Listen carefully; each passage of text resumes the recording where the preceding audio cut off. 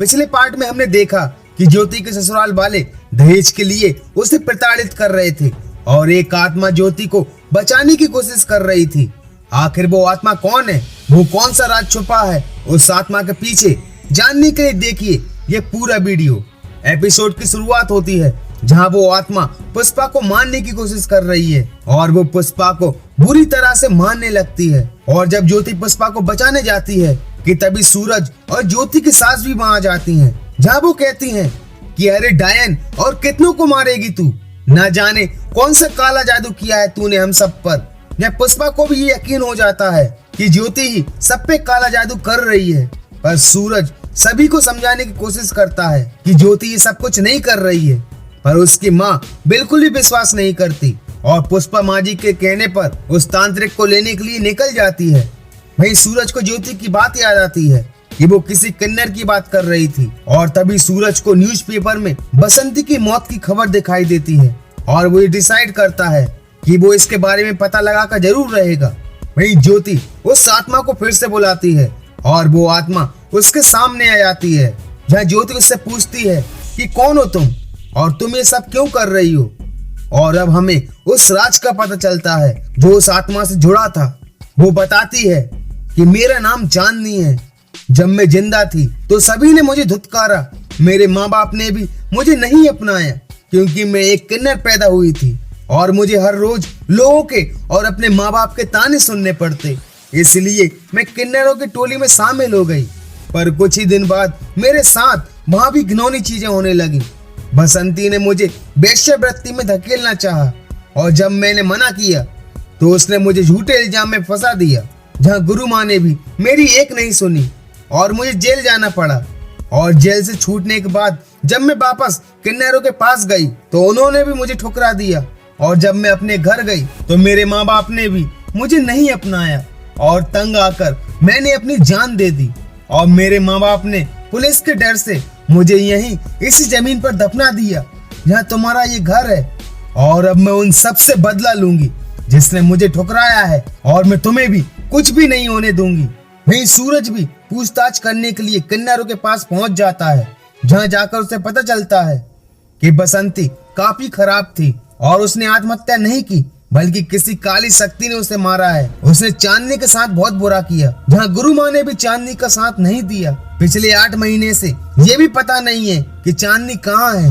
वहीं जब गुरु माँ बाथरूम में होती हैं तो उन्हें किसी के होने का एहसास होता है और तभी चांदनी उन्हें दिखाई देती है जो काफी भयानक दिख रही थी, जिसे देखकर गुरु माँ काफी डर जाती हैं क्योंकि उन्हें पता नहीं था कि चांदनी मर चुकी है और वो चांदनी को खरी खोटी भी सुनाती हैं। पर चांदनी कहती है कि ये सब झूठ है, बसंती ने मुझे झूठे इल्जाम में फंसाया था और वो काफी जोर से चिल्लाती है जिससे गुरु माँ के कान फटने लगते हैं कि तभी एक किन्नर वहां जाती है और चांदनी वहां से गायब हो जाती है।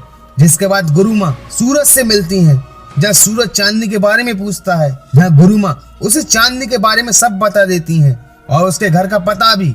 वहीं चांदनी अपने घर पर पहुंचकर अपनी माँ को मारने की भी कोशिश करती है, जहाँ उसकी माँ अपने पति को आवाज लगाती हैं और अपने पति को चांदनी के बारे में बताती हैं, जिसे सुनकर चांदनी के पिता भी काफी हैरान हो जाते हैं कि तभी सूरज भी उनके घर पहुंच जाता है और चांदनी के बारे में पूछता है। पर वो सूरज को धुतकार कर वहां से भगा देते हैं और कहते हैं कि चांदनी नाम के किसी भी व्यक्ति को हम नहीं जानते। जहाँ चांदनी इस सब को सुनकर और भी ज्यादा क्रोधित हो जाती है कि मरने के बाद भी मेरे माँ बाप मुझे बिल्कुल भी याद नहीं करते और वो खूब रोती है और अब वो उन सब से बदला लेने की ठान लेती है। वहीं दूसरी ओर वो तांत्रिक अपनी तांत्रिक क्रिया शुरू कर देता है और ज्योति के ऊपर अपनी तांत्रिक क्रिया शुरू कर देता है, जिससे चांदनी की आत्मा तड़पने लगती है और वो सीधा उस तांत्रिक के पास पहुंच जाती है, जिसे देखकर सभी काफी डर जाते हैं। जहां ज्योति चांदनी को वहां से जाने के लिए कहती है, जिससे सभी का शक और बढ़ जाता है कि ज्योति इसी आत्मा से हम सभी को परेशान कर रही है। और पुष्पा चांदनी के ऊपर हल्दी डालने लगती है, जिससे चांदनी काफी तड़पने लगती है और चांदनी एक घेरे के अंदर फंस जाती है और वो तांत्रिक ज्योति को मारने लगता है और पूछता है कि बता कहां से लेकर आई है इस आत्मा को। और तभी चांदनी उस घेरे से आजाद हो जाती है और वो ज्योति के शरीर पर अपना कब्जा कर लेती है और उस तांत्रिक को मारने लगती है। और वो तांत्रिक बड़ी मुश्किल से अपनी जान बचाकर वहां से भागता है।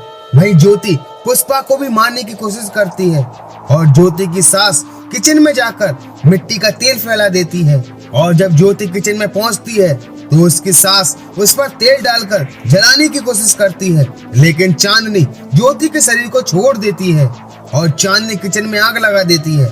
पर किसी तरह माँ जी उस आग से बाहर निकलकर आग को बुझा देती हैं। पर तभी चांदनी फिर से उन्हें आग लगाने की कोशिश करती है। जहाँ ज्योति चांदनी से कहती है कि तुम चली जाओ, मैंने कभी भी तुमसे मदद नहीं मांगी, तुमने मेरे परिवार को चोट पहुंचाई और माँ जी को भी मारना चाहती हो, पर मैं ऐसा नहीं होने दूंगी। अब मुझे पता चला कि क्यों सबने तुमसे अपना पल्ला झाड़ लिया, क्योंकि तुम ना प्यार के लायक ही नहीं हो और ना ही तुम्हें प्यार का मतलब पता है।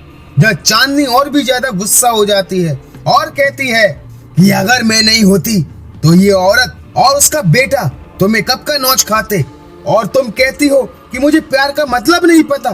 तुमने भी मुझे नफरत और जिल्लत ही भेजी ना। तू कहती है कि मैं चली जाऊं यहाँ से, तो ठीक है मैं चली जाऊंगी, पर तुझे अपने साथ लेकर। और जैसे ही वो ज्योति की तरफ आगे बढ़ती है कि तभी पुष्पा फिर से चांदनी के ऊपर हल्दी डालने लगती है, जिससे चांदनी तड़पने लगती है और वहां से गायब हो जाती है। जहाँ माँ जी को भी अपनी करनी पर पछतावा होता है, वहीं अब सूरज और ज्योति जाकर सीधे किन्नरों की गुरु माँ से मिलते हैं और उन्हें चांदनी की सारी सच्चाई बताते हैं कि बसंती ने चांदनी के ऊपर वेश्यावृत्ति का झूठा इल्जाम लगाया था। वो निर्दोष थी और आपने भी चांदनी का साथ नहीं दिया और ना ही उसके माँ बाप ने, इसलिए उसने आत्महत्या कर ली और उसी ने बसंती को मारा।